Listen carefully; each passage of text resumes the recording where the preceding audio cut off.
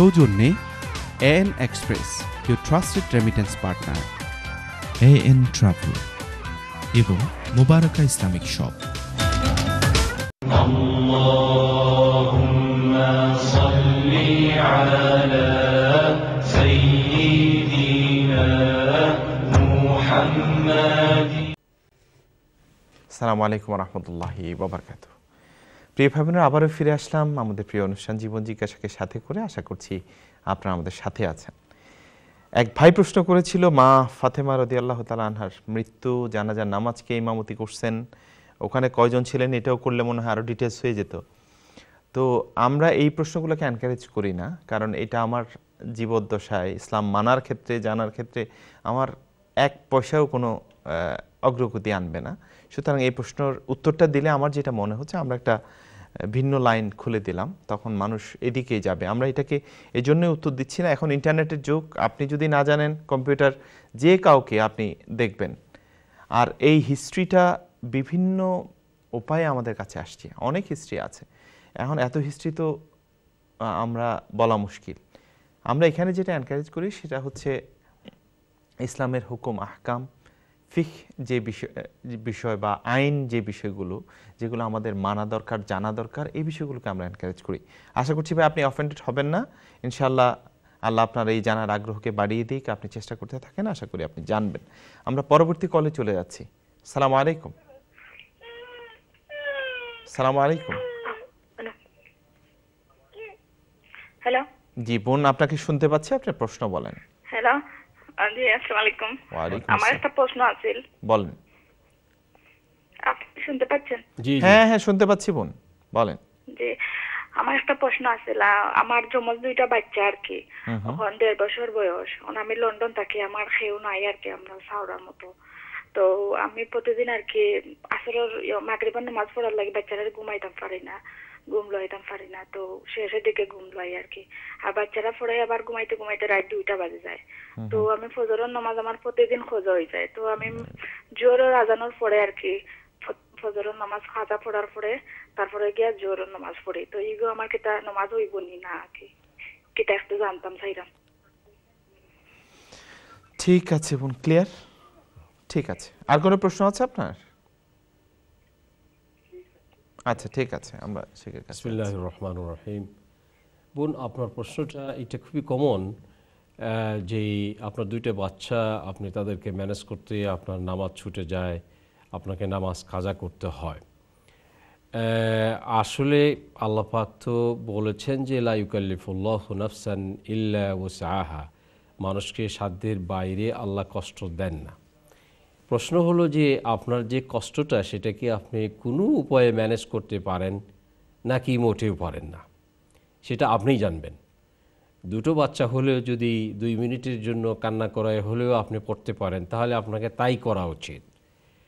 যদি ফজরের নামাজ মনে করেন যখন থেকে শুরু হয় সূর্য ওঠা পর্যন্ত, এখন মনে হয় যে 1.5 ঘন্টার মতো সময়, মাঝামাঝি 1.5 ঘন্টার মধ্যে কি আপনি 2 থেকে 3 মিনিট সময় ম্যানেজ করতে পারেন না যে কোনো উপায়ে? বাচ্চাকে, দুটো বাচ্চাকে যে কোনো উপায়ে যদি কিছুক্ষণ কান্নাই করুক, তাতে কি আছে? বাচ্চারা তো এমনি অনেক কান্না করে। তো আপনি 3 মিনিট সময় যদি বের করতে পারেন, সুন্নত যদি নাই পড়তে পারেন, ফরজ 2 রাকাত পড়লেন ছোট ছোট সূরা দিয়ে, তাতে আপনার 2 থেকে 3 মিনিটে 2 রাকাত ফরজ নামাজ পড়া হয়ে যাবে। তো সিচুয়েশন যদি এমনই হয়, তাহলে অন্তত 2 থেকে 3 মিনিট সময় আপনি বের করে নেবেন এবং বাচ্চাকে একটু কান্দায় হলেও আপনি নামাজ পড়বেন। আমার মনে হয় বাচ্চা কান্দানোর অজুহাতে নামাজ কাজা করা আপনার জন্য ঠিক হবে না। এটা সেই রকম ওজোর না যে আপনি এটা ম্যানেজ করতে একেবারেই সম্পূর্ণ অপারগ। সেই রকম সিচুয়েশন যদি হয় যে পরিস্থিতি অথবা সমস্যাটা এমন বড় যে কোনো উপায়ে আপনি ম্যানেজ করতে পারতেছেন না, সেই অবস্থায় আপনি নামাজ কাজা করবেন। কিন্তু আদারওয়াইজ আপনার নামাজ কাজা করার কোনো সুযোগ নাই। এখন আপনি যেগুলো পড়েছেন, না জানা অবস্থায় পড়েছেন, ইনশাআল্লাহ আল্লাহর কাছে মাপ চাইলে আল্লাহ মাফ করবেন, যেহেতু আপনি জানেন না মশলাটা। এখন থেকে ইনশাআল্লাহ চেষ্টা করবেন যে কোনো উপায়ে আপনি 2-3 মিনিট সময় বের করে নামাজটা সময় থাকতে পড়ে নেবেন। জি, জাযাকুমুল্লাহ। আমরা পরবর্তী কলে যাচ্ছি। আসসালামু আলাইকুম।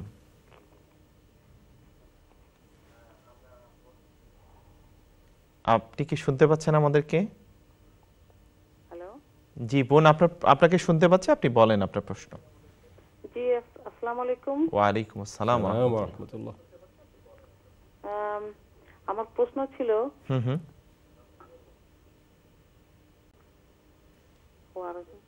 বলেন জি প্রশ্ন। আমার হাজবেন্ড রেস্টুরেন্টের ব্যবসা করতেন, হুম হুম আর ওখানে তো জানেনই যে রেস্টুরেন্টের ব্যবসায় তো অ্যালকোহল বিক্রি করা হতো। ঠিক আছে, ওখান থেকে উনি বের হয়ে আসছেন, মাশাআল্লাহ, আমরা কংগ্রেচুলেশন। রেস্টুরেন্টে বিক্রি করে ফেলছি। হুম হুম তো এখন ওই ইনকাম দিয়ে কি হজে যাওয়া যায় নাকি? আমার এইটা প্রশ্ন ছিল যে আমি মনে করি, আমি যতটুকু জানি যে তো অ্যালকোহল বিক্রি জায়েজ না, এবং সে ভুল করে থাকুক আর বুঝেই করে থাকুক আর না বুঝেই করে থাকুক, সেটা সে করছে। যাই হোক, পরবর্তীতে রেস্টুরেন্ট বিক্রি করে সেখান থেকে বের হয়ে আসছে। কিন্তু আমাদের ভবিষ্যতে একটু হজে যাওয়ার ইচ্ছা ছিল, যদি আল্লাহর ইচ্ছা থাকে তাহলে হয়তো। কিন্তু আমার এখানে একটু প্রশ্ন আছে, যদি ওই পয়সা দিয়ে আমাদের হজ করা উচিত হবে কিনা। আর একটা প্রশ্ন হচ্ছে, আমি যে কসরের নামাজ যেটা থাকে, আমরা যখন সফরে থাকেন, বিদেশে মানে এখন বলতে আমি দেশে যাই, মনে করেন 10-12 দিন থেকে আসি, তখন কসরের নামাজটায় কতটুকু নামাজ পড়তে, ওটা কি শুধু ফরজের নামাজটা কি পড়তে হয় নাকি সুন্নত নফল গুলো আদায় করতে হয়, সেটুকু জানতে চাচ্ছিলাম। আচ্ছা, দ্যাট মিন্স কসরের নামাজের নিয়ম জানতে চাচ্ছেন আপনি। ঠিক আছে বোন, দুটি এসেনশিয়াল প্রশ্ন। আমরা চলে যাচ্ছি শেখের কাছে, দেখি উনি কি বলেন। জি, প্রথম কোশ্চেন ছিল যে হাজবেন্ড অ্যালকোহলের বিজনেস করতে, এখন হজে যেতে যাচ্ছে। বিসমিল্লাহির রহমানির রহিম। অ্যালকোহলের বিজনেস, রাসূল সাল্লাল্লাহু আলাইহি ওয়াসাল্লাম বলেছেন, যেই জিনিসটা ব্যবহার করা হালাল নয় সেটা কেনা বিক্রি করা দুইটাই হারাম। সুতরাং এটা হারাম বিজনেস, রাইট? আপনি যখন দোকানটা বিক্রি করেছেন, আমার মনে হয় এই পয়সার মধ্যে সবটাই অর্জিত পয়সা নয়। দোকান যখন কিনেছেন একটা মূলধন দিয়ে, সেই মূলধনটা হলো আমার মনে হয় হালাল পয়সা। আমার মনে হয়, এই জন্য বলছি যে আমি জানি যে পয়সা কোত্থেকে আসছে ওইটা। কিন্তু একটা দোকান যখন আপনি কিনেছেন, সেই মূলধনটা আপনার হালাল। যদি আপনি অন্য হারাম উপায়ে সেই পয়সাটা কামাই করে এনে দোকান না কিনে থাকেন, তাহলে সেই মূলধনটা আপনার হালাল। তো আপনি একটা আন্দাজ করে যে দোকানের পজিশনটা কিনেছিলেন কত টাকা দিয়ে, সেটা কত টাকা বিক্রি করেছেন, যদি সেটা 10,000 পাউন্ড হয়, 10,000 পাউন্ড, তাহলে আপনি এই 10,000 পাউন্ড দিয়ে আপনি হজ করতে পারবেন, তাতে কোনো অসুবিধা নেই। আর বাকিটা আপনি হজের কাজেই ব্যবহার করবেন না। আপনার মূলধন যেটা, সেটা হালাল, আপনি সেইটা দিয়ে হজ করবেন। সেকেন্ড কোশ্চেন হলো কসর নামাজের সিস্টেম। কসর নামাজ হলো উলামায়ে কেরামদের বিখ্যাত কথা, ইমাম আবু হানিফার বিখ্যাত কথা, যে 48 মাইল আপনি যদি সফরে যান তাহলে কসর করবেন, রাস্তায় করবেন, সেখানে যাইয়াও করবেন, যদি আপনি সেইখানে 15 দিন থাকার নিয়ত না করেন। 15 দিন থাকার যদি নিয়ত করেন, তাহলে আপনাকে শুধু রাস্তায় কসর করতে হবে, সেখানে যাওয়ার পরে আর কসর করা যাবে না। হ্যাঁ, সেইখানে থাকতে যদি আপনি মনে করেন যে 15 দিন থাকবেন, কিন্তু 15 দিন আপনি থাকেন নাই, সে অবস্থাতেও আপনি কসর করবেন না, বিকজ আপনার নিয়তটা ছিল 15 দিন থাকার। আর যদি এমন হয় 15 দিনের কমে নিয়ত করেছেন, 12 দিন থাকবেন, 14 দিন থাকবেন, তাহলে আপনাকে রাস্তা সহ ওখানে গিয়েও কসর করতে হবে। আবার সেখানে থেকে প্রতি 2 সপ্তাহ পরে, 14 দিন পরে আপনি আবার প্রয়োজন বশত আরও 14 দিন যদি এক্সটেনশন করেন, তাহলে আপনাকে কসর পড়তে হবে। আবার ওইভাবে এক্সটেনশন করতে করতে সারা বছরই যদি করে ফেলেন, তাতে সারা বছরই আপনি কসর পড়বেন, মুসাফির থাকবেন, এবং কসর করেই আপনার নামাজ পড়তে হবে। এখন কসর নামাজে আপনি কিভাবে পড়বেন? কসর নামাজে পড়বেন হলো, আপনি নামাজকে সংক্ষেপ করবেন, 4 রাকাতের জায়গায় 2 রাকাত পড়বেন। আর হলো নামাজকে আপনি, এটাও আপনার জন্য পারমিশন আছে, জোহরকে আসরের সঙ্গে মিলাই পড়বেন, জোহরের 2 রাকাত, এরপরে আসরের 2 রাকাত, এরপরে হলো মাগরিবকে ইশার সঙ্গে মিলাই ফেলবেন, মাগরিবের 3 রাকাত পড়বেন, তারপরেই ইশার 2 রাকাত পড়বেন। এই রুখসত আল্লাহ পাক আপনাকে দিয়েছে, আমাকে দিয়েছে, এই লাইসেন্স আল্লাহ পাক দিয়েছেন। সুতরাং আমরা এইটা ব্যবহার করে সুযোগটা নিতে পারি। তো আপনি 2 রাকাত পড়বেন 4 রাকাতের জায়গায়, 3 রাকাতই থাকবে। বাকি কোশ্চেনের অংশ রয়ে গেল সুন্নত বেতের নফল কি করবেন। সুন্নত বেতের নফল এগুলো আপনি যদি নাও পড়েন তাতে কোনো আপত্তি নাই। আর যদি আপনি মনে করেন প্ল্যান্টি অফ টাইম আছে আপনার, সেটা আপনি নফল ইবাদত হিসেবে পার্ট অফ ইউর নফল ইবাদত করলেও আপনার কোনো ক্ষতি নাই, কোনো গুনাহ হবে না। নফল ইবাদত সফর অবস্থায় করলে আপনি তার সওয়াব পাবেন। ঠিক আছে, আল্লাহু আ'লাম। জাযাকুমুল্লাহ। আমরা পরবর্তী কলে যাচ্ছি, দেখি কি আছেন। আসসালামু আলাইকুম। আসসালামু আলাইকুম। ওয়ালাইকুম আসসালাম। ভাই আপনার প্রশ্ন বলেন। হ্যালো, আসসালামু আলাইকুম। ওয়ালাইকুম ওয়ালাইকুম আসসালাম আসসালাম ওয়া রাহমাতুল্লাহ। রাহমাতুল্লাহ। আপনার প্রশ্ন আমি বলেন। একটা প্রশ্ন করতে আসলাম। বলেন।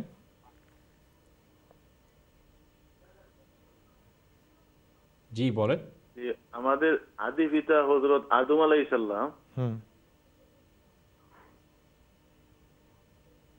আপনি কি টেলিভিশনে আপনার কথাগুলো আবার শুনতেছেন ভাই? জি জি না, না, আমাদের আপনি আদি ব্রেক পিতা ছাড়া হযরত বলতে আদম থাকেন, আলাইহিস কোনো সালাম, ব্রেক নিতে হবে না ইনশাআল্লাহ। মা হাওয়া আলাইহিস সালাম যখন প্রথম আসলা, তখন এরার খাওয়ার কি ব্যবস্থা ছিল? যখন নানি দুইজন আল্লাহ তাআলার হুকুমে ফিরিস্তা বলতে 2 জায়গার মধ্যে বেহেশত কি বার কইরা রাখা আসলা, তখন তারার খাওয়ার কি ব্যবস্থা ছিল? তখন তো এরা দুইজনই প্রথম ছিল, এর আগে তো কেউ ছিল না। তখন তারার খাওয়ার কি ব্যবস্থা ছিল? দয়া করে যদি ওটা কই না, কিতে খুশি হইমু। আর কত বছর আচ্ছা আচ্ছা, আপনি খুশি হবেন, কিন্তু ভাই একটু আপনার সাথে কথা বলি। আল্লাহর কাছে আরাধনা করছিলাম। আপনি আমার কথা শুনতেছেন? জি। ধরেন উনি আল্লাহ কোনোভাবে কুরমা পোলাও খাওয়াইছেন ওনাকে, এটাতে আসলে আমাদের কোনো প্রফিট আছে এখন? না না না না, এটা জানতাম স্যার যে আগে। না, আমি বলি এই প্রশ্নগুলো এইগুলো তো আসলে আমাদের জানা না জানার ভিতর কোনো কিছু যায় আসে না। আর বিষয় হচ্ছে ইসলামটা হচ্ছে আমরা এখন জানবো যেটা আমরা প্র্যাকটিক্যালি করা দরকার। এই বিষয়গুলো নিয়ে আপনি সময়, এটা আসলে সময় এক প্রকার বৃথা কাজে ব্যয় করা আর কি। সো আমার মনে হয় আমাদের যেটা জানা দরকার সেটা হচ্ছে যে হুকুমগুলো আমাদের করা দরকার, পালন করা দরকার, না করলে আমরা সমস্যায় পড়ব, সেইগুলো আমাদের বেশি এনকারেজ করা দরকার। ঠিক আছে, আমরা এই বিষয়গুলোকে এনকারেজ করছি না, কারণ আর না হয় আজকে সারাদিন এদিকে যাবে। জাযাকুমুল্লাহ ভাই। আমরা পরবর্তী কলে যাচ্ছি। আসসালামু আলাইকুম। Assalamu alaikum. ওয়ালাইকুম আসসালাম। বোন, আপনার প্রশ্ন বলেন। I'd like to ask a question. Okay. You know, I've heard that Mondays and Thursdays we have to fast as sunnah. However, other people have been saying that it's nafil fast, and I'd just like to know if it's sunnah or nafil. Is it clear to you, Sheikh? Monday and Thursday fasting. Monday and Thursday fasting. You're asking Yeah, about? is it Okay. sunnah or nafil? Okay. Every week. Every week, yeah. Okay then. Okay, is fasting nafil or sunnah? Bismillahirrahmanirrahim. Monday and Thursday, Prophet sallallahu alaihi wasallam used to fast. Monday his birthday, and Thursday he said it is the day in which Allah raised the report of every Bani Adam to him. What he has done all over the week, Allah does raise this accountability note to his arsh. So Prophet sallallahu alaihi wasallam like to be seen in good state in this time, that I am fasting and doing some extra ibadat. He used to show these things to Allah, not to the people. This is nafal type of ibadat, fasting. If you want to do, you can do, but question is, Prophet sallallahu alaihi wasallam's deed, what he has done, and he did not advise to the ummah to do, it is not for us basically, because he never advised us to do. So everything Prophet did, we are not entitled or advised to do that. So anyway, if you want to do sometime, you can do, but don't continue that much. It is my advice. because Prophet sallallahu alaihi wasallam did not advise us for doing that. Allahu a'lam. Hopefully you got the answer, sister, inshallah. But intention is very nice, mashallah. So young জেনারেশনের জন্য আমাদের একটা encouragement, এটা আমাদের আমরা fasting আসলে অনেক কিছু থেকে আমাদেরকে পরিত্রাণ দেয়। সো এটা ভালো প্র্যাকটিস। এটা শুধু মানডে টুইসডে শেখ যেটা বললেন ওভাবে না করে আমরা মানডে থার্সডে, হ্যাঁ, আমরা যে কোনো সময় যে কোনো অকেশনে আমরা ফাস্টিং করতে পারি। এই ক্ষেত্রে নফল রোজা হিসেবে আমরা রাখতে পারি। এই ক্ষেত্রে তো ডেফিনেটলি আল্লাহ আমাদেরকে উত্তম যা দিবেন। আমরা চলে যাচ্ছি পরবর্তী কলে, দেখি কে আছেন। আসসালামু আলাইকুম। হ্যালো, আসসালামু আলাইকুম। ওয়ালাইকুম আসসালাম। বোন, আপনার প্রশ্ন বলেন। জি, আমার একটা প্রশ্ন এই রুকিয়া করা সম্বন্ধে। আমি রুকিয়া করাইতে চাই, বাট আমি আসলে বুঝতে পারছি না কোন জায়গায় গিয়া প্রপার হালাল ওয়েতে, মানে শরিয়া মোতাবেক কোন জায়গায় করা হয়। শুনেছি এই লন্ডনে হোয়াইট চ্যাপেলে একটা রুকিয়া সেন্টার আছে, বাট ওটা কতটুকু এই স্কলারদের দ্বারা অ্যাপ্রুভড আমি ঠিক জানি না। মানে আমি অবভিয়াসলি হালাল ওয়েতে করতে চাই আর কি। ওকে, ঠিক আছে বোন, আমরা আপনার প্রশ্নটা দিচ্ছি। ব্রেক থেকে ফিরে এসে আমরা যাচ্ছি ছোট্ট একটা বিজ্ঞাপন বিরতিতে। ফিরে এসে ইনশাল্লাহ বোনের প্রশ্নের মাধ্যমে আমরা শুরু করব আশা করছি। আল্লাহ যেন তৌফিক দেন। যাচ্ছি বিরতিতে, আশা করছি আপনারা আমাদের সাথে থাকছেন। আসসালামু আলাইকুম ওয়া রাহমাতুল্লাহি ওয়া বারাকাতুহু। আল্লাহুম্মা সাল্লি আলা সাইয়্যিদিনা মুহাম্মাদ। আপনারা দেখছেন ইসলামিক প্রশ্নোত্তরমূলক অনুষ্ঠান জীবন জিজ্ঞাসা উইথ এনটিভি। সৌজন্যে AN express, your trusted remittance partner, AN travel এবং মোবারকা ইসলামিক শপ।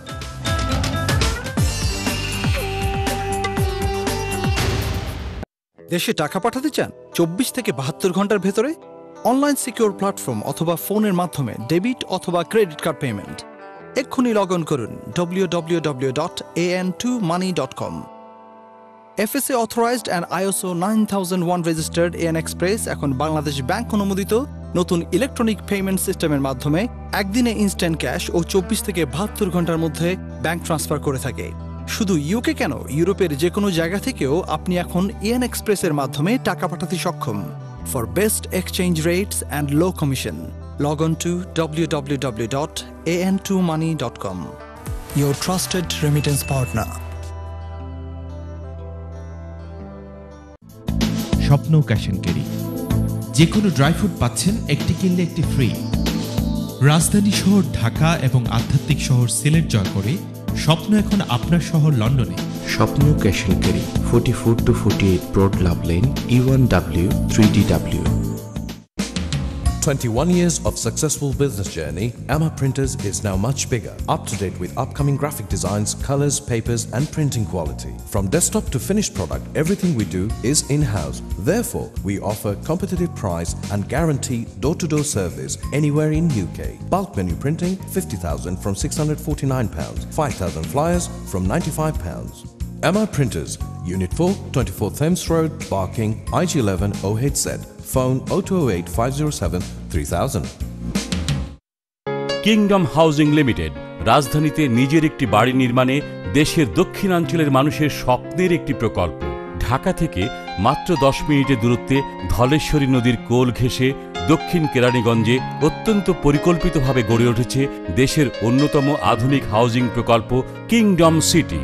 প্রকল্পটি 3 দিক থেকে পানিবেষ্টিত প্রায় 1500 প্লটের বিলাসবহুল আকর্ষণীয় ভিলা নির্মাণ ব্যবস্থা সহ রয়েছে রিভার ভিউ টাওয়ার, কেন্দ্রীয় মসজিদ, গির্জা, মন্দির, গ্রিন প্যাচ, খেলার মাঠ, স্বাস্থ্যকেন্দ্র, হাসপাতাল, lake, shopping mall, school, college, বিশ্ববিদ্যালয়, ব্যাংক এবং কমিউনিটি সেন্টার। সর্বোপরি কিংডম সিটি একটি স্বয়ংসম্পূর্ণ অত্যাধুনিক আবাসস্থল। কিংডম গ্রুপ, স্বপ্ন বাস্তবায়নে আপনার বিশ্বস্ত অংশীদার। দেশে টাকা পাঠাতে চান 24 থেকে 72 ঘন্টার ভেতরে? অনলাইন সিকিউর প্ল্যাটফর্ম অথবা ফোনের মাধ্যমে ডেবিট অথবা ক্রেডিট কার্ড পেমেন্ট। এক্ষুনি লগ ইন করুন www.an2money.com। FSA authorized and ISO 9001 registered AN Express এখন বাংলাদেশ ব্যাংক অনুমোদিত নতুন ইলেকট্রনিক পেমেন্ট সিস্টেমের মাধ্যমে একদিনে ইনস্ট্যান্ট ক্যাশ ও 24 থেকে 72 ঘন্টার মধ্যে ব্যাংক ট্রান্সফার করে থাকে। শুধু ইউকে কেন, ইউরোপের যে কোনো জায়গা থেকেও আপনি এখন EN এক্সপ্রেসের মাধ্যমে টাকা পাঠাতে সক্ষম। For best exchange rates and low commission, log on to www.an2money.com. Your trusted remittance partner. Butterfly Fashion, Jewelry and Accessories এখন আপনাদের পাশে শ্যাডওয়েলের ওয়াটনি মার্কেটে তরুণীদের সব ধরনের অ্যাক্সেসরিজ যেমন fashion jewellery, cosmetics, trinkets, hair accessories, leather goods, perfume এবং gift পাবেন এখানে। সময়ের সাথে তাল মিলিয়ে আপনার প্রতিদিনের ফ্যাশনকে আরও প্রাণবন্ত করে তুলতে আজই আসুন বাটারফ্লাইয়ে, 22 Watney Market, Shadwell, London E1 2PP। আপনি কি ইমিগ্রেশন বিষয়ে ফ্রি অ্যাডভাইস চান? হ্যাঁ, ফ্রি অ্যাডভাইস। তাহলে আর দেরি না করে আমাদেরকে আজই ফোন করুন। Phone 0207-375-2898। Shahnaz and partners সলিসিটর্স।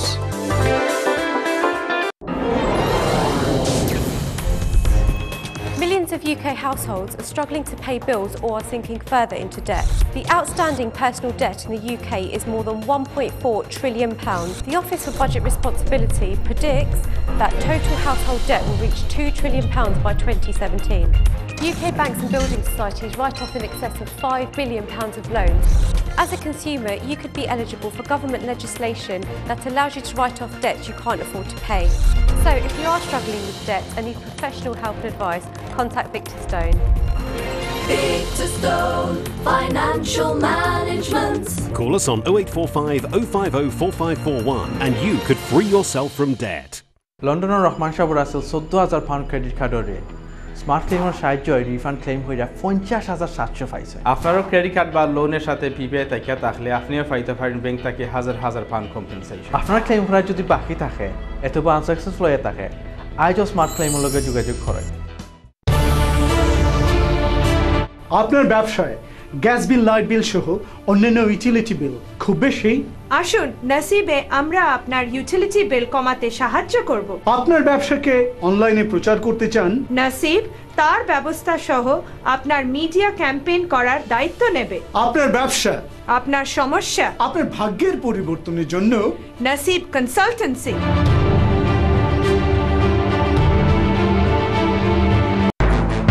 মুবারাকা cargo সার্ভিসে দিচ্ছে অবিশ্বাস্য ওপেনিং অফার, প্রতি কেজি মাত্র 295-এ।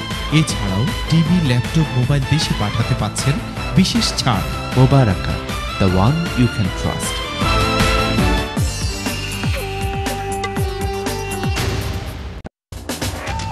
আপনারা দেখছেন ইসলামিক প্রশ্নোত্তরমূলক অনুষ্ঠান জীবন জিজ্ঞাসা উইথ NTV। সৌজন্যে AN express, your trusted remittance partner, AN travel এবং মুবারাকা ইসলামিক শপ। اللهم صل على سيدنا محمد। আলাইকুম রহমতুল্লাহি ওয়াবারাকাতুহু। প্রিয় ভাই বোনেরা, ফিরে আসলাম আমাদের প্রিয় অনুষ্ঠান জীবন জিজ্ঞাসাকে সাথে করে। আশা করছি আপনারা আমাদের সাথে আছেন। আজকে আমরা প্রশ্ন নিচ্ছি শুধু। আজকের প্রশ্নের একটা প্রশ্ন আমরা রেখে গিয়েছিলাম বিরতিতে যাওয়ার আগে, সেটা হচ্ছে রুকিয়া সেন্টার, যেখান থেকে তাবিজ, দাওয়া এরকম বিষয়গুলো নেওয়া হয় বা দেয়া হয়, সেই বিষয়গুলো এক বোন জানতে চেয়েছেন এটা নেওয়া ঠিক আছে কিনা এবং নিলে কোথার থেকে নেবে। আর এরকম হোয়াইট চ্যাপেলে সম্ভবত উনি বললেন যেরকম একটা রুকিয়া সেন্টার হয়েছে যেখান থেকে তাবিজ দোয়া দেয়া হয়, সেখানে উনি যেতে চান বা নিলে ঠিক আছে কিনা। তো আমরা শেখের কাছ থেকে এই বিষয়টি জানতে চাই যে এটা আসলে কি, কারণ আমাদের সোসাইটিতে আন্ডারগ্রাউন্ডে খুব ভালোভাবে চালু আছে এই বিষয়গুলো প্রকাশ্যে না থাকলেও। জি, বিসমিল্লাহির রহমানির রহিম। আমাদের সমস্যা হচ্ছে না জানার সমস্যা, আর কিছু সমস্যা আছে কিছু চালাক লোক কোরআন হাদিসের কিছু শব্দ ব্যবহার করে খারাপ কাজকে ওয়ার্পিং করে ঢেকে দিয়ে মরাট লাগাইয়া চালাই দিচ্ছে। এরকম চলছে, সব জায়গাতেই চলছে। তো মানুষ যদি তার প্রয়োজনীয় জ্ঞান না থাকে তাহলে এই সমস্ত ব্যক্তির কাছে শিকারে পরিণত হতে পারেন। রুকিয়া ইসলামে জায়েজ আছে, রাসূল সাল্লাল্লাহু আলাইহি ওয়াসাল্লামের হাদিসে তার প্রমাণ আছে। সাহাবায়ে কেরামগণ এক বিশেষ মিশনে গিয়েছিলেন এক জায়গায়, তো সেখানে পথিমধ্যে ফিরে আসার সময় এক বাড়িতে অতিথি থাকতে চেয়েছেন, তারা আপ্যায়ন করেন নাই। তো অন্য বাড়িতে তারা ওয়েলকাম করেছে, তাদেরকে আপ্যায়ন করেছেন। তো যেই বাড়ি ওনারা করেন নাই সেই বাড়ি থেকে একজন এসে ওনাদেরকে জিজ্ঞাসা করেছেন যে তোমাদের ভিতরে কেউ রুকিয়া দিতে পারে? আমাদের মালিক যিনি তার বিশেষ ধরনের অসুখ আছে, এই জন্য আমাকে পাঠিয়েছেন জিজ্ঞাসা করতে যে তোমরা রুকিয়া দিতে পারো কিনা। তো এক সাহাবী রুকিয়ে দিয়েছেন কি সূরা ফাতিহা পড়ে কিছু একটা ফু দিয়ে পাঠিয়ে দিয়েছেন। তো দেওয়ার পরে সঙ্গে সঙ্গে রিপোর্টও আসছে যে উনি নাকি বেশ তার উপকার হয়েছে। তো এই রিপোর্ট নিয়ে আসছেন এবং সঙ্গে পুরস্কার নিয়ে আসছেন। ওই মালিক বড়লোক ছিলেন, কয়েকটা উট ওনাদেরকে পুরস্কার দিয়েছেন। তো ওনারা খুশি হয়ে সেই উট নিয়ে চলে আসছেন মদিনাতে রাসূল সাল্লাল্লাহু আলাইহি ওয়াসাল্লামের কাছে। তো এসে বলছে যে আমরা এটা কিছুই করব না, রাসূল থেকে না জানা পর্যন্ত যে এটা আমরা যে পেয়েছি এটা ব্যবহার করা, এই উটগুলিকে ব্যবহার করা জায়েজ হবে কি না। জিজ্ঞাসা করলেন, রাসূল বললেন যে তোমরা ভালোই করেছো, আমাকেও এর মধ্যে একটা ভাগ দিও। তো এইখানে আসলে রুকিয়াটা ওইভাবে জায়েজ না যেটা ব্যবসা হিসেবে চলছে। রুকিয়া শর্ত হলো যে কোরআন হাদিস দিয়ে হতে হবে, ব্যবসার উদ্দেশ্যে নয়, এবং এই রুকিয়ার মধ্যে কোনো রকমের অন্যরকমের কথাবার্তা, শিরিক, অন্যরকমের বাজে কথা, যেমন অনেক কামরূপ কামুখাত থেকে শিখে আসা মানুষ তারা বিভিন্ন রকমের শিরিকি মন্ত্র পড়ে চুল দিয়ে, গাছের জ্বর দিয়ে, কি দিয়ে তাবিজের মধ্যে ভরে দিয়ে যে রুকিয়ে দেয়, এইগুলো সম্পূর্ণ হারাম। এই জাতীয় রুকিয়া যদি হয় সম্পূর্ণ হারাম। তবে রুকিয়া হতে হবে যদি রুকিয়া ব্যবহার করেন কোরআন হাদিসের সহি হাদিস এবং কোরআন শরীফের আয়াত দিয়ে হতে হবে। এবং রুকিয়াতে পয়সা নেওয়া জায়েজ আছে কিনা? জায়েজ আছে, রাসূল সাল্লাল্লাহু আলাইহি ওয়াসাল্লাম এটাকে নিষেধ করেন নাই, জায়েজ আছে। রুকিয়া দিয়ে পয়সা নেওয়া এবং দেওয়া জায়েজ আছে। কিন্তু এই সুযোগে যদি কেউ ব্যবসা খাড়া করে, যে রুকিয়ার দোকান দিয়ে তারপরে আপনাকে কোরআন হাদিস দিয়ে লিখে আপনার কাছ থেকে বিরাট টাকা নিয়ে নিল, তাহলে ইট ইজ এ বিজনেস। এইরকম বিজনেস ইসলামে অ্যালাউ করে না, উলামায়ে কেরামগণ অ্যালাউ করেন নাই, এবং আমার পক্ষ থেকে আমি অ্যালাউ করি না। সুতরাং যদি কেউ এরকম রুকিয়া বিজনেসের দোকান করে থাকে, এই দোকানে আপনি যাবেন না, বরং আপনি রিলায়েবল কোনো আলেম যদি আপনার থাকে, যাকে আপনি শ্রদ্ধেয় ব্যক্তি হিসেবে জানেন এবং যার আখলাক সম্পর্কে আপনার জানা আছে, ব্যবসা বাণিজ্য তার উদ্দেশ্য নয়, তাহলে সেই যদি কোরআন হাদিস দিয়ে আপনাকে রুকিয়ে দেয়, আপনি যদি সৎ উদ্দেশ্যে এটাকে উইথ রেসপেক্ট ব্যবহার করতে জানেন, তাহলে করবেন। আমার মনে হয় আমি আপনাকে অ্যাডভাইস করব, আপনি কোনো না জানা দোকান থেকে, তাদের ব্যাপারে ভালো না জেনে আপনি সেইখান থেকে কোনো রুকিয়া কিনবেন না এবং নেবেন না। আল্লাহু আকবার। জাযাকুমুল্লাহ বোন, আপনার মাধ্যমে আশা করি অনেক ভাই বোন যারা এই বিষয়গুলো নিয়ে দ্বিধাগ্রস্ত, তারা আশা করছি উপকৃত হবেন ইনশাআল্লাহ। এবং এই বিষয়গুলো আসলে কনফিউজড হওয়ার কোনো সুযোগ নাই। সবাই এইগুলো নিয়ে আল্লাহর কাছে আপনি সরাসরি চাইতে পারেন, এটা সবচেয়ে উত্তম পন্থা আমার মনে হয়। কি বলেন শেখ? জি।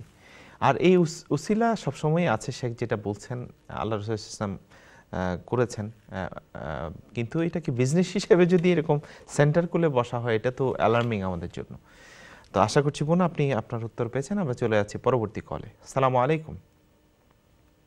আসসালামু আলাইকুম। ওয়ালাইকুম আসসালাম ভাই, আপনার প্রশ্ন বলেন। আচ্ছা, আমার প্রথম প্রশ্ন হচ্ছে যে আমাদের কিছু নফল নামাজ থাকে যেখানে তাসবিহ পাঠ করতে হয় অসংখ্যবার, যেমন হাজতের নামাজ বা সালাতে তাসবিহ নামাজ, এই ধরনের কিছু নামাজ আছে। তো আমার প্রশ্ন হচ্ছে এই নামাজগুলোতে যেখানে অসংখ্যবার তাসবিহ পড়তে হয়, সেই তাসবিহ হিসাব রাখার জন্য আমরা কি যে তাসবিহ যেটা থাকে সেই তাসবিহ হাতে নিয়ে আমরা কি করতে পারি কিনা, বা উত্তম পদ্ধতি কোনটা এই হিসাব রাখার জন্য নামাজের মধ্যে, এটা একটা প্রশ্ন। আরেকটা প্রশ্ন আমার রোজা সম্পর্কে, যে রোজার মাস ছাড়া অন্যান্য সময়, বছরের অন্যান্য সময় সেহরির শেষ সময় ফজরের আজানের কতক্ষণ আগে, আর ইফতার করা উচিত আমাদের মাগরিবের আজান যেটা পড়ে তার কোন সময়টাতে, এটা যদি একটু বলেন। আর আরেকটা ছোট্ট প্রশ্ন রোজা সংক্রান্ত, সেটা হচ্ছে রোজা রাখা অবস্থায় অনেক সময় আমাদের যদি কফিং থাকে, খুব কাশি হয় এবং সেখানে যদি ফ্লেম উঠে আসে মুখে কফের মতো, সেটা যদি কেউ গিলে ফেলে ভুলবশত, তাহলে সেটা রোজাকে কতটুকু এফেক্ট করে? ধন্যবাদ। আপনাদের এই তিনটা প্রশ্ন উত্তর যদি আমাকে দেন কাইন্ডলি। জাযাকুমুল্লাহ। জি, প্রথম প্রশ্ন হচ্ছে তাসবির সম্বলিত যে নামাজগুলো আছে সেখানে তাসবিহ হিসাবটা কিভাবে দিবেন? জি, সালাতুত তাসবিহ বা যে সমস্ত নামাজে বেশি তাসবিহ পড়বেন আপনি, আসলে নফল নামাজটাই পুরা তাসবিহ। আর সবগুলো নামাজই হচ্ছে বেসিকলি দোয়া।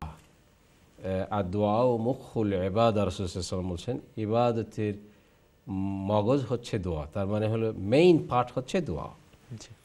আপনি যে কোনো নামাজে দেখবেন সূরা ফাতিহা পুরোটাই দোয়া, এবং তারপরে মাঝখানে অন্য কোনো সূরা পড়েন যদি, এরকম অনেক আয়াত আছে যেখানে শুধু দোয়া, এবং তারপরে আত্তাহিয়াতুর মধ্যে দোয়া, দরুদ শরীফে দোয়া, দরুদ শরীফের পরে দোয়া। তো নামাজের সবগুলো পার্টই হচ্ছে দোয়া সম্বলিত। এখন এর চেয়েও যদি স্পেশাল কোনো নামাজ থাকে যেটাকে সালাতুত তাসবিহ বলা হয়, সেখানে আপনি হাতে তসবিহ নিয়ে কোনো গোনার জন্য কোনো কিছু নিয়ে নামাজে দাঁড়ানো, এটা পুরো মাকরু। এবং এই জন্য মাকরু যে আপনার কোনো আদত, কোনো সংখ্যা এইখানে আপনার কাছ থেকে চাওয়া হয় নাই। কোনো হাদিসে, সেই হাদিসের মধ্যে আপনি নফল নামাজে কতবার পড়বেন এইরকম সংখ্যা আপনার কাছে তলব করা হয় নাই। আপনার সাধ্য মতো আপনার ব্রেইন যতটুকু হিসাব করতে পারে, আপনি যদি বেশি পড়ে ফেলেন ক্ষতি হবে না, কমও যদি পড়েন আপনার সালাতের তাসবিতে কোনো অসুবিধা হবে না। সুতরাং আপনি একটা বাধ্যবাধকতা আপনার পক্ষ থেকে সৃষ্টি করবেন না, যেই বাধ্যবাধকতা আল্লাহর রসুল আপনাকে করে দেন নাই নামাজের মধ্যে। সুতরাং নফল নামাজ আপনার সাধ্য মতো যতখানি যেইভাবে পড়তে পারেন, তসবিহ না রেখে, গণনা করার জন্য সামনে কিছু না রেখে, কোনো ইলেকট্রনিক্স ডিভাইস ইউজ না করে আপনি নর্মালি যতটুক আপনার সাধ্যমতে করতে পারেন সেভাবেই করবেন। ইনশাআল্লাহ সেটা আল্লাহ পাক ইবাদত হিসেবে গ্রহণ করবেন, এবং অন্য কিছু অস্ত্র হিসেবে, সাহায্যকারী হিসেবে ব্যবহার করা এইটা মাকরুহ হবে। কারণ এইটা সেই হাদিসে কোথায় রাসূল সাল্লাল্লাহু আলাইহি সাল্লামের ইনস্ট্রাকশন এইভাবে পাওয়া যায়নি। আল্লাহু আকবার। একটা কোশ্চেন। জি, রোজাতে রোজা রাখার জি রোজাতে আপনি যদি কফ উঠে আসে, কফ উঠে আসলে আপনি ফেলে দিবেন, এটা ইচ্ছা করে আপনি গলদকরণ করবেন না। কিন্তু যদি কেউ ভুল করে, মানে কন্ট্রোল করতে পারেন নাই, গিলে ফেলেছেন, এটা তো ভুল। আল্লাহ রাব্বুল আলামিন মানুষের ভুলকে উঠিয়ে নিয়েছেন, ভুলের জন্য আল্লাহ কাউকে গুনাহ দেন না। আপনি যেহেতু এটা ওভার কন্ট্রোল, আপনার কন্ট্রোলের বাইরে চলে গেছে, আউট অফ ইউর কন্ট্রোল, আপনার থুতু আসছে কিন্তু এটা আপনি বেখেয়ালে অথবা আপনি ফেলতে চাইছেন, ফেলতে পারেন নাই, হঠাৎ কোনো অবস্থার মধ্যে আপনি এটা গিলে ফেলেছেন।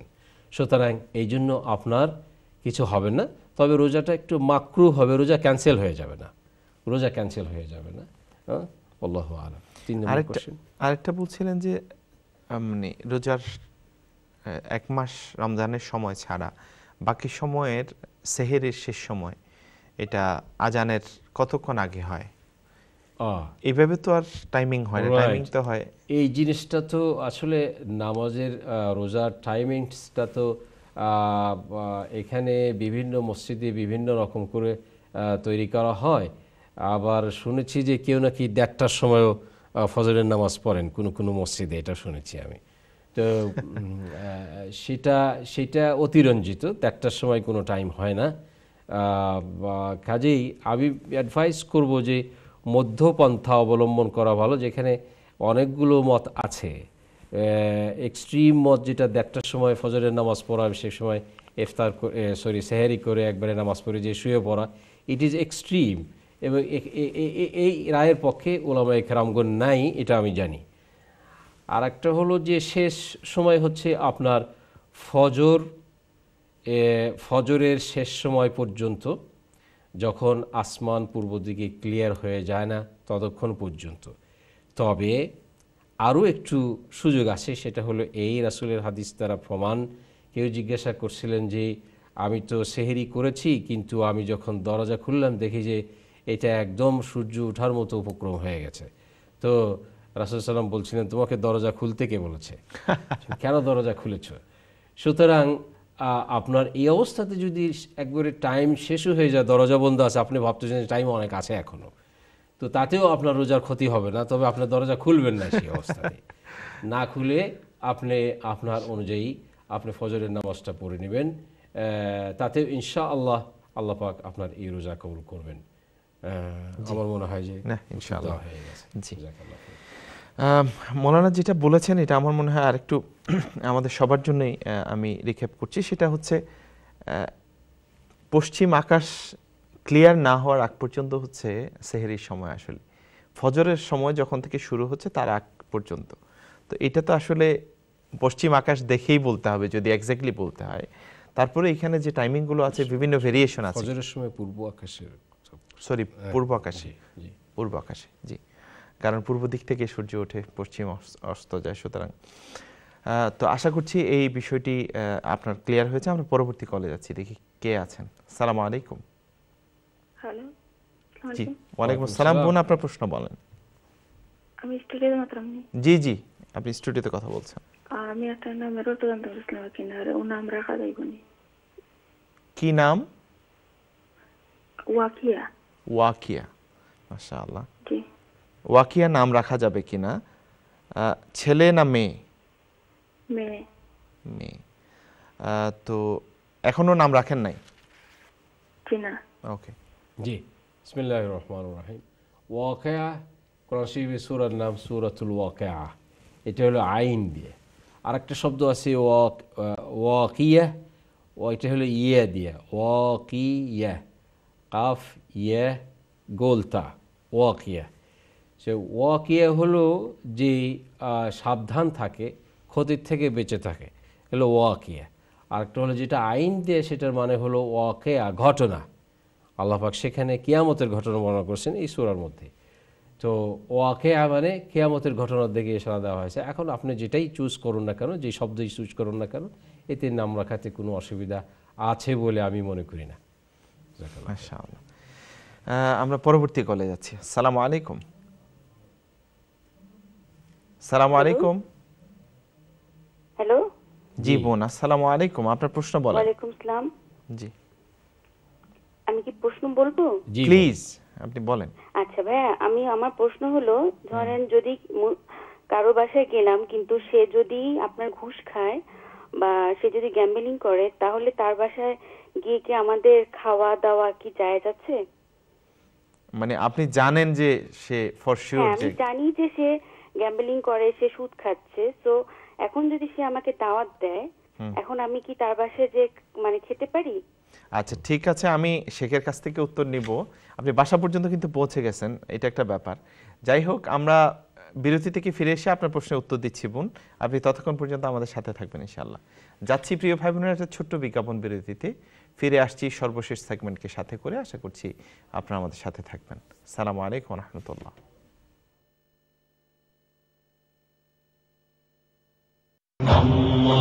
আল্লাহুম্মা সাল্লি আলা সাইয়্যিদিনা মুহাম্মাদ। আপনারা দেখছেন ইসলামিক প্রশ্নোত্তরমূলক অনুষ্ঠান জীবন জিজ্ঞাসা উইথ এনটিভি। সৌজন্যে AN express, your trusted remittance partner, AN travel এবং মোবারকা Islamic shop.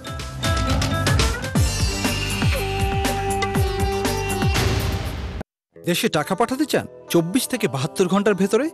Online secure platform অথবা ফোনের মাধ্যমে ডেবিট অথবা ক্রেডিট কার্ড পেমেন্ট। এক্ষুনি লগ ইন করুন www.an2money.com। FSA authorized and ISO 9001 registered AN Express এখন বাংলাদেশ ব্যাংক অনুমোদিত নতুন ইলেকট্রনিক পেমেন্ট সিস্টেমের মাধ্যমে একদিনে ইনস্ট্যান্ট ক্যাশ ও 24 থেকে 72 ঘন্টার মধ্যে ব্যাংক ট্রান্সফার করে থাকে। শুধু ইউকে কেন, ইউরোপের যে কোনো জায়গা থেকেও আপনি এখন EN এক্সপ্রেসের মাধ্যমে টাকা পাঠাতে সক্ষম। For best exchange rates and low commission, log on to www.an2money.com. Your trusted remittance partner. মাত্র 299 তৈরি করতে পারবেন আপনার প্রতিষ্ঠানের অ্যাডভার্ট। এছাড়াও আপনার যে কোনো ইভেন্টের আকর্ষণীয় মূল্যে পরিপূর্ণ মিডিয়া সাপোর্ট পেতে আজই ফোন করুন 0207-987-6403। Outreach media.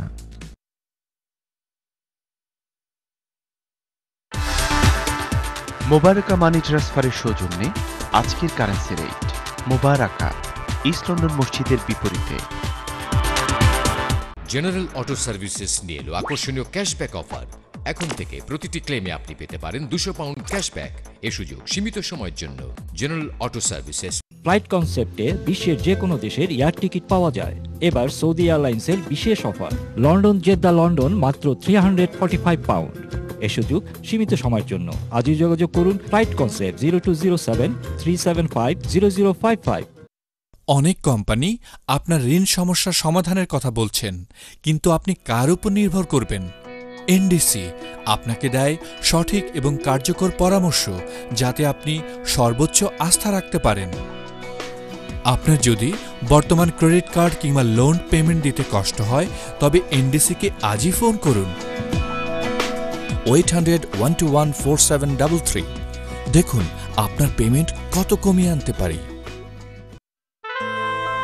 একদিন ছেলে বিদেশে যায়, যথারীতি টাকাও পাঠায়,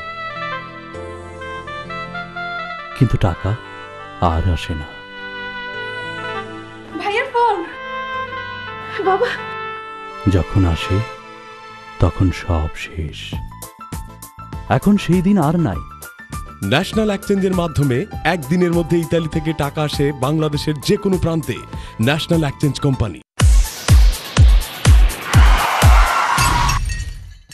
আপনি কি অ্যাক্সিডেন্ট করেছেন? দোষ আপনার বা থার্ড পার্টি ড্রাইভার?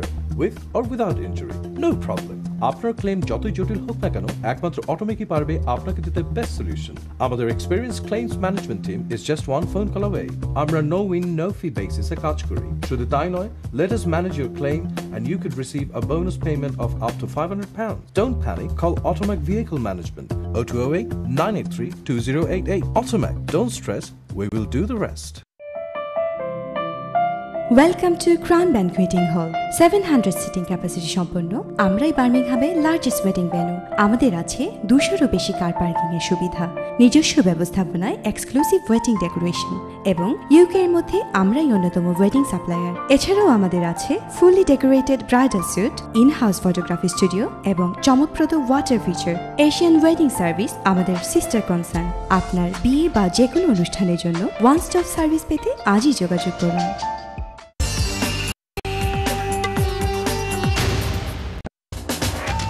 আপনারা দেখছেন ইসলামিক প্রশ্নোত্তরমূলক অনুষ্ঠান জীবন জিজ্ঞাসা উইথ এনটিভি।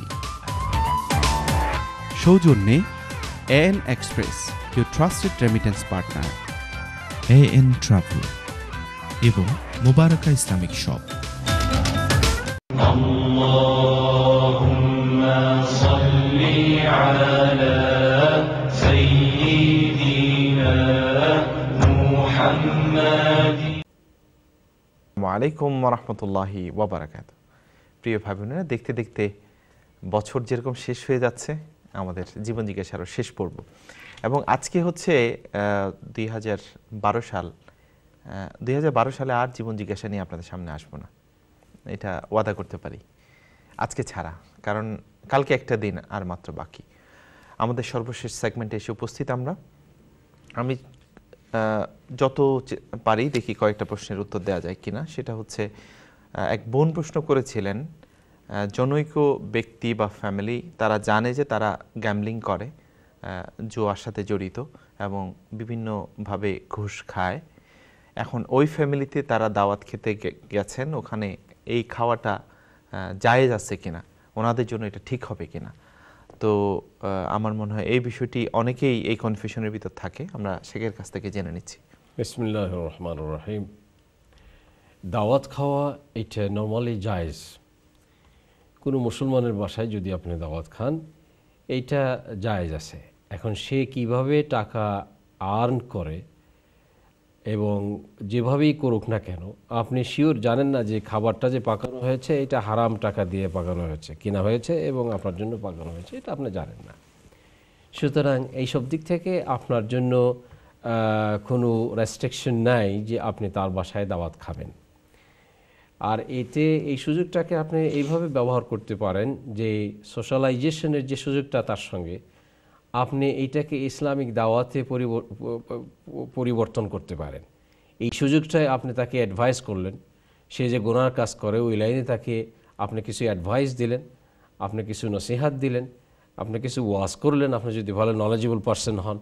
তো আপনার জন্য দাওয়াতের একটা সুযোগ, মানুষের সঙ্গে সোশ্যালাইজিং করা, গান শোনা, তার সঙ্গে গসিপিং করা, বাজে গল্প করা, এইটা না করে আপনি তার সঙ্গে বসে 1-2 ঘন্টা কিছু ভালো কথা তাকে শোনালেন। তো এটা একটা সুযোগ এবং প্লাস আপনার উপরে কোনো গুনাহ বর্তাবে না, বিকজ সে যেভাবেই টাকা ইনকাম করুন না কেন সে তো আপনাকে বলে নাই যে টাকাটা আমি চুরি করে এনে সেই টাকা দিয়ে তোমাকে খাবার কিনে রান্না করে খাওয়াচ্ছি। এরকম যদি বলে তাহলে আপনি সেটা খাবেন না, আর যদি না বলে থাকে এরকম, সুতরাং খামাখা আপনি তার দাওয়াতগুলো মিস করবেন না এবং সম্পর্কটা আপনি তার সঙ্গে খারাপ করবেন না। আল্লাহ পাক বলেছেন ওয়ালা তাজিরু ওয়াজিরাতুন বিজরা উখরা, কেউ কারো অন্যায়ের ভাগ কিয়ামতের দিন নেবে না। যে যে অন্যায় করবে সে সেইটার জন্যই লায়াবল থাকবে, অন্য কেউ তার এই অন্যায়ের সঙ্গে ভাগ নেবে না। কেউ যদি চুরি করে এনে আমাকে না বলে যে আমি চুরি করে টাকা এনে সেটা দিয়ে রান্না করে খাওয়াচ্ছি, এই কথা যদি না বলে তাহলে আমি খেলে আমার কোনো গুনাহ হবে না। আল্লাহু আকবার। জাযাকুমুল্লাহ। আমরা চলে যাচ্ছি পরবর্তী কলে, দেখি কি আছেন। আসসালামু আলাইকুম। হ্যালো, আসসালামু আলাইকুম ওয়া রাহমাতুল্লাহি ওয়া বারাকাতুহু। মাশাআল্লাহ। জি বোন, আপনার প্রশ্ন বলেন। I just wanted to confirm, the Sheikh was saying earlier about the Qasr prayer, that you can combine your prayer like Zuhr and Asr together and Maghrib and Isha. Yeah. I just wanted to confirm that I understood it correctly. For example, if I go to my mom's house to stay for 4 days or something like that, and if I just make my prayer Zuhr and Asr together, then I have got the facility that I can pray Asr time or Maghrib time. Or if I just combine my Maghrib and Isha prayer, is that going to be, am I going to be sinful for that, or I can do that, it's not a problem? So if, sister, can you just clarify one thing? It is 48 miles away from your home. Yeah, 48 miles. Okay. Whenever I go there, I always pray Qasr prayer, but I always pray wait for my Asr time, then Maghrib time, Zuhr you time. are not. I just want to know, like, sometime can I combine my prayer together? Okay, with we that understand valid that. excuse when But I'm there. you are not staying there for more than 15 days or 15 days. Yeah, I only go for like, if I go like 3 to 4 days, yeah. 4 days, okay then. Let's ask Sheikh inshallah. Okay. মায়ের বাড়ি গেলে তার ইয়ে হচ্ছে কিনা, কাসারটা মায়ের বাড়ি, is it your main resident now or not? No, not. If it is not, so মায়ের বাড়ি গেলে এটা যেহেতু আপনার বাড়ি হিসেবে আর গণনা করা হয় না। হ্যাঁ, একটা স্টেজ থাকে যে নতুন বিয়ে হলে তারপরেও সে মায়ের বাড়িতেই বেশি থাকে, সেটাকে তার বাড়ি বলা হয়। হাজব্যান্ডের বাড়ি গেলে সে 15 দিনের বেশি সময়ের জন্য যায়, তার চেয়ে কম সময়ের জন্য যায় না। আর হাজব্যান্ডের বাড়িও সেটা তার বাড়ি। একটা মানুষের একাধিক বাড়ি হতে পারে, রেসিডেন্ট একাধিক হতে পারে, এতে কোনো শরীয়তে বাধা নেই। এখন হাজব্যান্ডের বাড়ি আপনার নিজের বাড়ি, বাপ মায়ের বাড়ি আপনার, যদি আপনি সেখানে বেশি দিন থাকেন, বেসিক রেসিডেন্স হয় আপনার। আর সেখানে যদি এমন হয় যে সেই বাড়িতে আপনার তেমন কোনো কিছু নাই, মেহমান হিসেবে আপনি বেড়াতে যান, তাহলে সেখানে আপনি মেহমান হিসেবে আপনি কসর করবেন, বিকজ এইটার আপনার কোনো সত্তা অথবা আপনার কোনো পার্মানেন্ট রেসিডেন্স এইটা নয়, এটা আপনি পার্মানেন্ট রেসিডেন্স নয়। সুতরাং আপনি সেখানে মেহমান হিসেবে, মুসাফির হিসেবে কসর করে নামাজ পড়বেন যদি আপনি 2-4 ডেজের জন্য বেড়াতে যান। আল্লাহু আকবার। Yes, sister, if you go or visit your mom's house as a guest, so I think it's allowed you to do qasr. Qasr, yes. Okay, sister, আশা করি it's clear to you now, inshallah. আমরা যাচ্ছি পরবর্তী কলে, দেখি কে আছেন। আসসালামু আলাইকুম। Hello, আসসালামু আলাইকুম। ওয়ালাইকুম আসসালাম ভাই, আপনার প্রশ্ন বলেন। জি, আমার ভাইয়া দুইটি প্রশ্ন আছে। বলেন। প্রথম প্রশ্নটা হলো, আমরা এই দেশে বা দেশে দেখতেছি কিছু কিছু ইমাম আছেন যাহারা ওই ধরনের তাবিজ দেন বা এই কবর পূজা করেন বা পিরসাদ পূজা করেন, এদের পিছনে কি নামাজ পড়া আমাদের ঠিক হবে? বুঝতে পারছেন? জি, ক্লিয়ার। তারপর আর কোন প্রশ্ন? দ্বিতীয় প্রশ্নটা হলো যে আমাদের যে কিছু কিছু হুজুর আছেন, ওনারা দাইফ হাদিস বা বাতিল হাদিস দিয়ে সাধারণ পাবলিককে বা এই যে মনিপুলেট করেন। ওকে। এই যে মনিপুলেটটা করার কারণে যে উনাদের কোরআন বা হাদিসের অনুবাদনে উনাদের কি ধরনের শাস্তি হবে? ঠিক আছে, জাযাকুমুল্লাহ। জাযাকাল্লাহ খাইর। খুব মানে সোসাইটি চেঞ্জ করার মতো প্রশ্ন। ইমাম কবর পূজা করেন, পীর পূজা করেন এবং হচ্ছে তাবিজ দোয়ার ব্যবসা করেন, ওনার পিছনে নামাজ ঠিক আছে? আজকের এটা সবচাইতে ইম্পর্টেন্ট কোশ্চেন। জি, মাশাআল্লাহ। সেই ইমামরা হচ্ছে কমিউনিটির লিডার, কোনো ইমাম যদি কবর পূজা করেন, জাইফ হাদিস দিয়ে অ্যাডভাইস করেন, এটা বড়ই দুঃখজনক ব্যাপার। কারণ ইমাম সেই ব্যক্তিই হবেন যার সাফিসিয়েন্ট নলেজ আছে, গুড অ্যামাউন্ট অফ নলেজ আছে, এবং যিনি বেদাত শের সম্পর্কে ভালো জানেন। ইসলাম শুধু তো জানলেই হলো না, আর ইসলামের লেভেল দিয়ে নিজেকে ওয়ার্পিং করলেও হলো না। ইসলামের মেইন জিনিস হলো ইমানটা কি আপনি বুঝে নেবেন, ইমানের কি কি ব্রাঞ্চ সেগুলো বুঝে নেবেন, কি কি জিনিস ইমানের সামনে রিস্ক সেটা আপনি জেনে নেবেন, কি কি জিনিস ইমানের সামনে চ্যালেঞ্জ সেগুলো আপনি জেনে নেবেন। সুতরাং বেদাত শিরক এটা ইমানের সামনে একেবারে সরাসরি চ্যালেঞ্জ। আপনি যদি সেটা না জানেন, তার ফাঁদে আপনি যে কোনো সময় পড়বেন। দুঃখজনক ব্যাপার, আপনি যেটা বলছেন সেটা যদি সেভাবে সত্য হয়, তাহলে সেই ইমামের পিছনে নামাজ পড়া জায়েজ হবে না, যেই ইমাম বেদাত শিরক সম্পর্কে আইডিয়া রাখেন না। সেই ইমামের পিছনে নামাজ পড়া জায়েজ হবে না। ইমাম যদি বেদাত করেন, বেদাত এমন একটি কাজ, যেই কাজ যারা করেন তাদেরকে হাদিস শরীফে পুরোপুরি মুনাফেক বলা হয়েছে।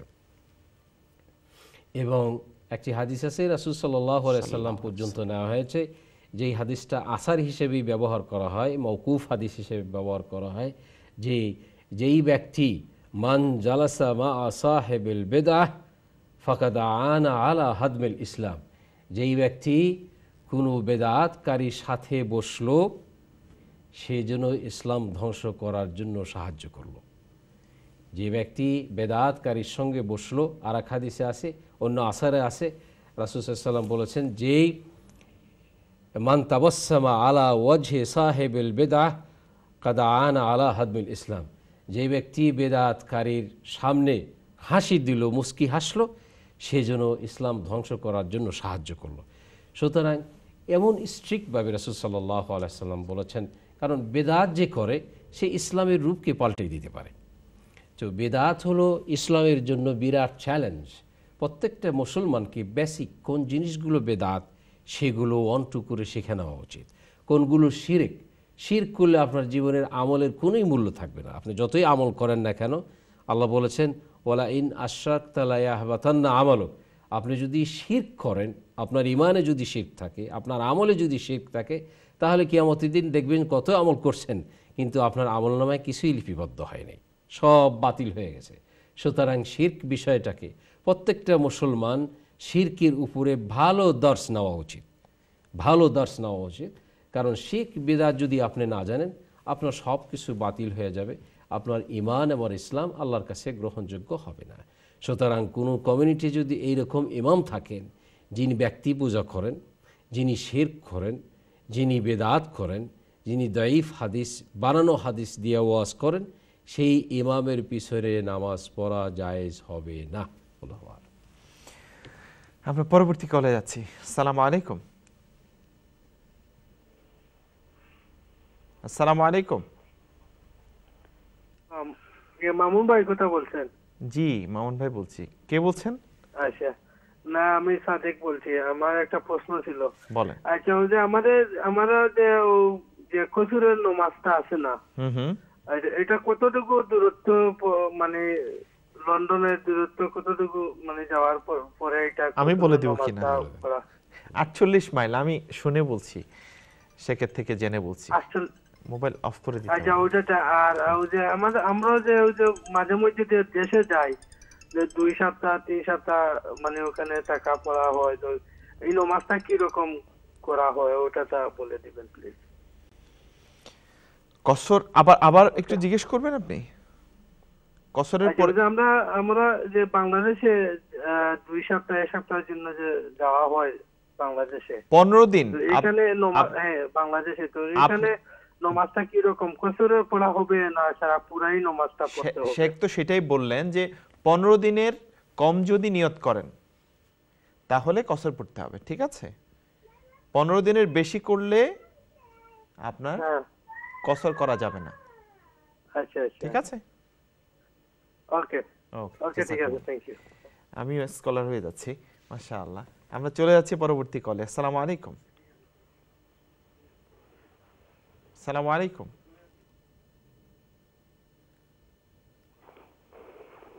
আসসালামু আলাইকুম। হ্যালো।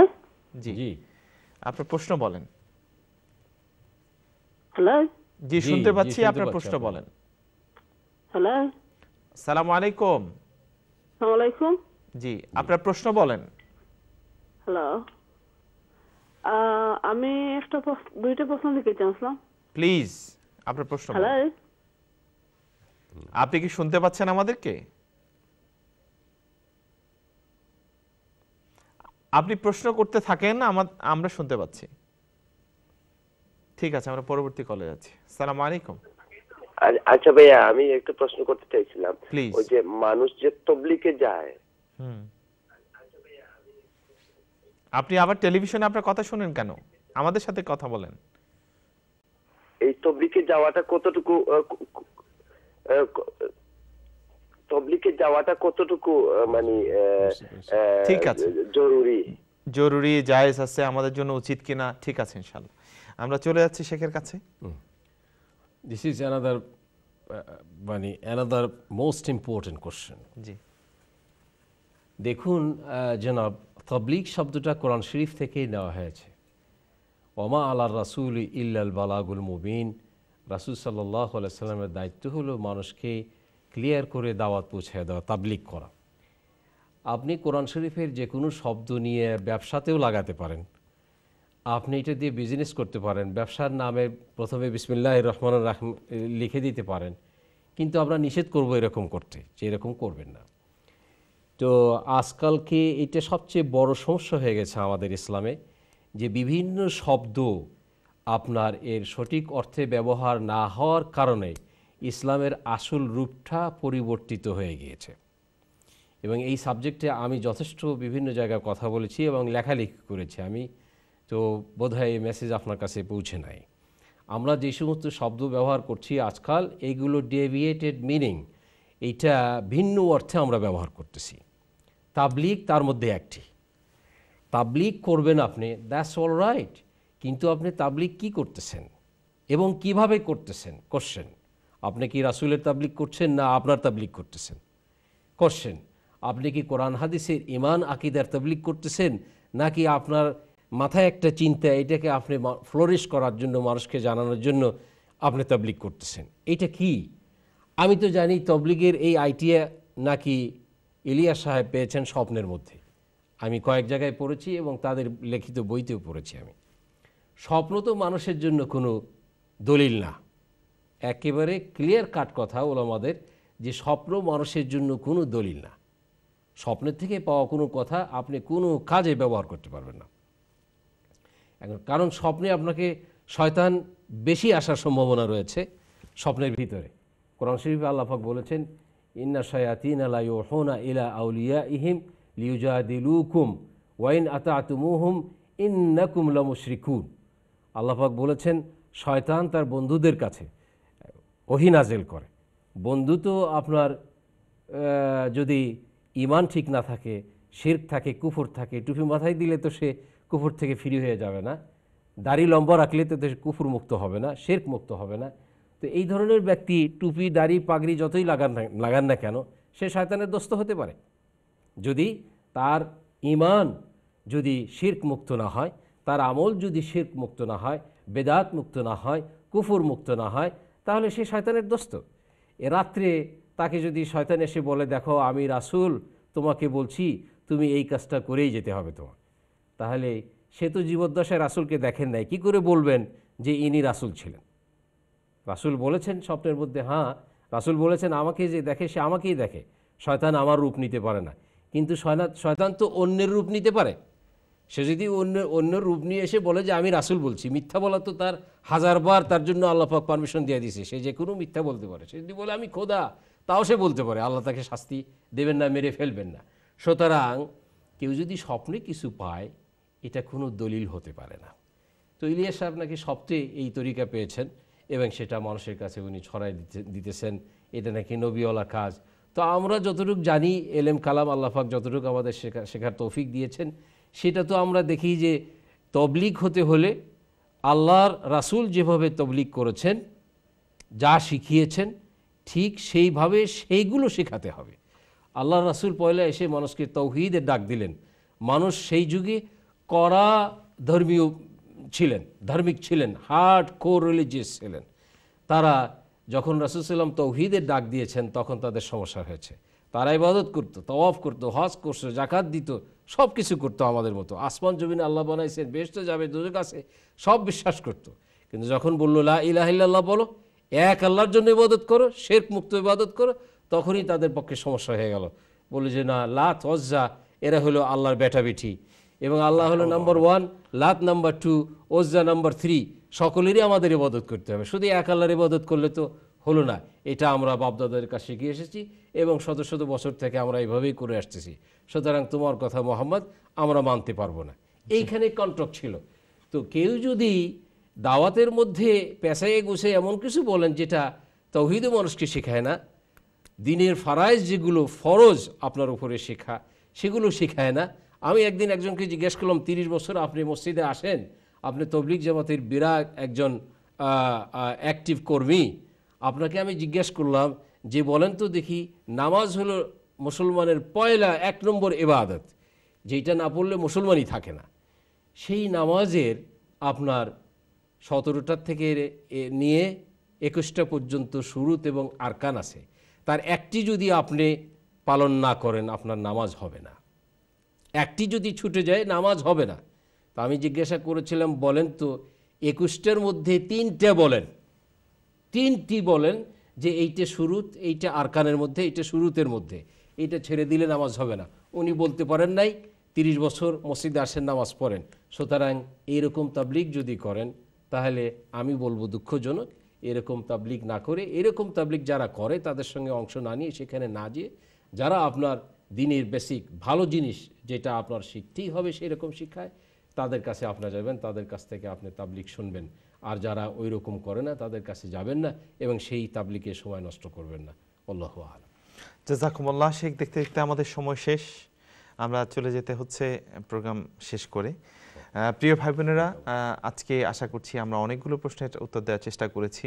ভুলভ্রান্তি হলে আল্লাহ যেন আমাদের অন্তর থেকে সেটা মুছে দেয়, কালকে আমাদের যেন এইটার জন্য অন্তত দায়ী হতে না হয়, আল্লাহর কাছে সেই তৌফিক কামনা করে আগামী সপ্তাহে আবারও আপনাদের সাথে দেখা হবে এই প্রত্যাশা করে। নতুন বছর যেন হয় আমাদের শিরক মুক্ত ঈমান নিয়ে, আমাদের যেন নবযাত্রা শুরু হয়, আল্লাহর কাছে সেই তৌফিক কামনা করে আমরা আজকের অনুষ্ঠান এখানে শেষ করছি। ওমা তৌফিক ইল্লা বিল্লাহ। আসসালামু আলাইকুম ওয়া রাহমাতুল্লাহি ওয়া বারাকাতুহু।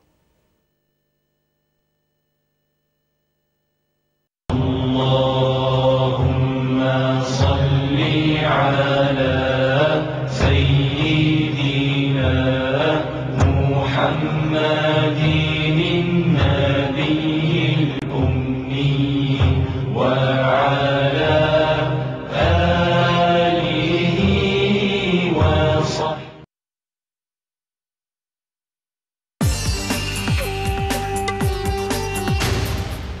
দেশে টাকা পাঠাতে চান 24 থেকে 72 ঘন্টার ভেতরে? অনলাইন সিকিউর প্ল্যাটফর্ম অথবা ফোনের মাধ্যমে ডেবিট অথবা ক্রেডিট কার্ড পেমেন্ট। এক্ষুনি লগ অন করুন www.an2money.com। FSA authorized and ISO 9001 registered AN Express এখন বাংলাদেশ ব্যাংক অনুমোদিত নতুন ইলেকট্রনিক পেমেন্ট সিস্টেমের মাধ্যমে একদিনে ইনস্ট্যান্ট ক্যাশ ও 24 থেকে 72 ঘন্টার মধ্যে ব্যাংক ট্রান্সফার করে থাকে। শুধু ইউকে কেন, ইউরোপের যে কোনো জায়গা থেকেও আপনি এখন AN Express-এর মাধ্যমে টাকা পাঠাতে সক্ষম। For best exchange rates and low commission, log on to www.an2money.com. Your trusted remittance partner. এরপর দেখবেন ধারাবাহিক নাটক মায়া নিগম, সৌজন্যে জিটক পিনলেস এবং রাজ জুয়েলার্স। স্বপ্ন ক্যাশ এন্ড ক্যারি, যে কোনো ড্রাই ফ্রুট পাচ্ছেন একটি কিনলে একটি ফ্রি। রাজধানী শহর ঢাকা এবং আধ্যাত্মিক শহর সিলেট জয় করে স্বপ্ন এখন আপনার শহর লন্ডনে। Swapna cash and carry, 44 to 48 Brodlove Lane, E1W 3DW। MRA Global Cargo এই প্রথম নিয়ে এলো ব্যতিক্রমী এক সেবা। ইউকের মতোই সমগ্র ইউরোপের যে কোনো জায়গা থেকে আমরা আপনার মালপত্র কালেক্ট করে বাংলাদেশের সর্বত্র ডোর টু ডোর ডেলিভারি দিয়ে থাকি। ইউরোপ জুড়ে এজেন্ট নিয়োগ চলছে। আপনার এজেন্সির জন্য আজই যোগাযোগ করুন। ডলফিনস ভ্যারাইটি স্টোর, এখানে আপনি পাচ্ছেন সব ধরনের হোম এসেনশিয়াল প্রোডাক্টস, হাঁড়ি পাতিল, বাচ্চাদের খেলনা, টয়লেট্রিজ, সিরামিক্স সহ সকল ধরনের গৃহস্থলী জিনিস। আমাদের আরও রয়েছে বিভিন্ন মডেলের মোবাইল ফোনের স্পেশাল অফার। তো আজই আসুন ওয়াটনি মার্কেট ডলফিনস ভ্যারাইটি স্টোরে। যোগাযোগ করুন 0745 7177 956 নম্বরে। মোবারকা মানি ট্রান্সফারের সৌজন্যে আজকের কারেন্সি রেট। মোবারকা, ইস্ট লন্ডন মসজিদের বিপরীতে।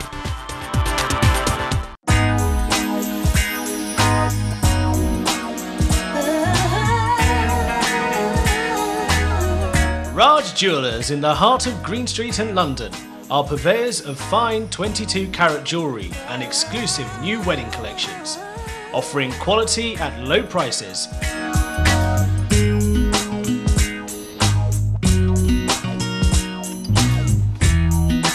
Come to Raj Jewellers today at Unit 7, 306 to 308 Green Street, London.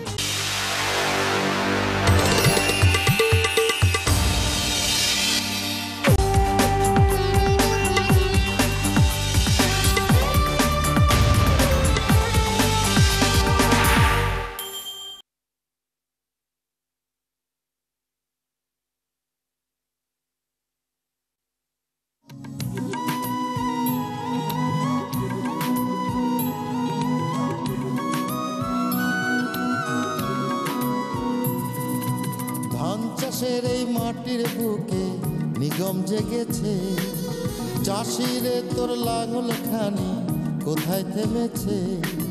ক্ষেতগুলো সব বীজ ঢালা, পথ গাছগুলো সব টবে, এত ছোট ভুবন ভূমি কেমনে বিশাল হবে?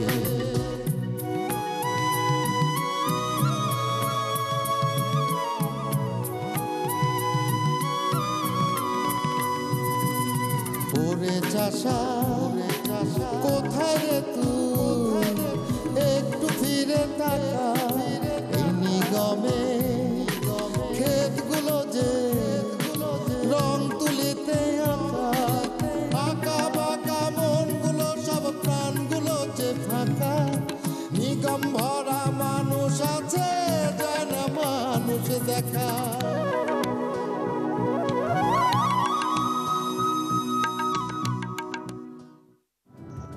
আপনি না অনেক নিষ্ঠুর। আপনি না অনেক নিষ্ঠুর। লেডিস লেডিস মানে? লেডিস মানে হচ্ছে মিজা। এই যে আপনি সারাক্ষণ সুন্দর করে সেজে গুজে থাকেন, দেখলে মনটা খুব ভালো হয়ে যায়। সত্যি মনটা ভালো হয়ে যায়? সুন্দর যে কোনো কিছু দেখলেই মনটা ভালো হয়ে যায়। ও আচ্ছা, আপনার যে কোনো সুন্দর মেয়ে দেখলে মন ভালো হয়ে যায়? আমি আসি। চলে যাবেন? হ্যাঁ চলে যান, কোনো সমস্যা নাই।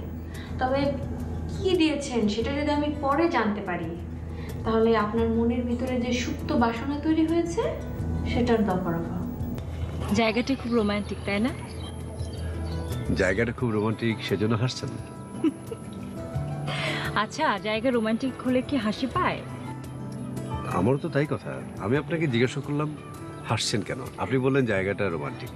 হাসির কারণটা বলবো না।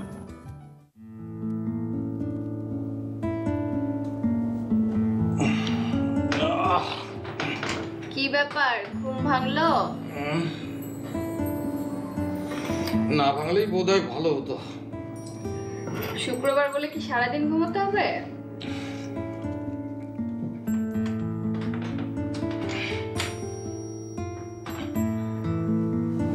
ভালোটা বোধহয় আমার জন্য না, তোমার জন্য। কেন এ কথা বললে কেন? আমার কি ভালো হতো? এই যে ইচ্ছে মতো সাজগোজ করে ঘুরে বেড়াতে পারতে। তোমার ঘুমের সাথে আমার সাজগোজের সম্পর্ক কি? ঘরের মধ্যে এত সাজগোজ করে থাকো কেন? দিন নেই রাত নেই, ঘরের মধ্যে কি সাজগোজের ফ্যাক্টরি খুলে বসেছো? আশ্চর্য, তুমি কোথাকার কথা কোথায় নিয়ে যাচ্ছ? কোথাকার কথায় তুমি কোথায় ব্যথা পাচ্ছ সেটা বলো। আচ্ছা, তুমি কিছুদিন থেকে কেমন জানি ব্যবহার করছো, খুলে বলো তো তোমার সমস্যাটা কোথায়? সেটা যদি খুলে বলতে পারতাম তাহলে তো হতোই। যে কথা সরাসরি বলার ক্ষমতা রাখো না, সে কথা চোরের মতো ইনিয়ে বিনিয়ে বলার কি দরকার? চোরের মতো বলি? আমি চোর, তাই না? আমি তো তোমাকে চোর বলিনি, আমি বললাম তো সৎ সাহস থাকা উচিত।